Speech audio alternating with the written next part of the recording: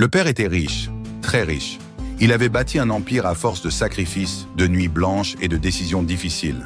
Dans le quartier, son nom inspirait le respect. Dans la famille, il faisait autorité. Autour de lui, ses enfants semblaient unis.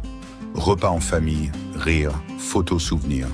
Mais cette unité tenait sur une seule chose, sa présence.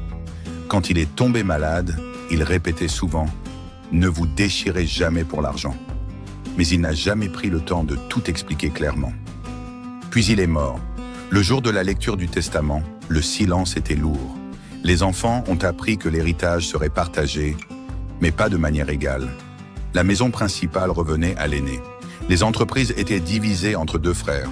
Les terrains et les comptes bancaires devaient être redistribués plus tard, après évaluation. C'est là que tout a basculé. Un frère a commencé à compter. Une sœur a commencé à comparer. Un autre a murmuré « Papa avait ses préférés ». Les regards ont changé. Les voix sont devenues plus froides.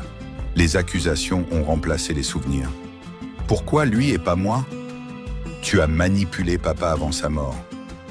Cet argent nous revient à tous. Les avocats ont pris la place du père.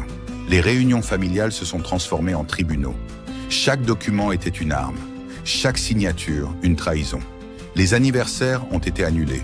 Les appels ignorés, les frères sont devenus des adversaires. Les sœurs, des rivales. L'héritage, censé protéger la famille, a révélé ce que chacun cachait au fond de lui. La jalousie, la rancune, la cupidité. Et ce qui faisait la force de cette famille a été détruit par ce qu'elle possédait. Ce n'est pas l'héritage qui détruit les familles. Ce n'est pas l'argent non plus.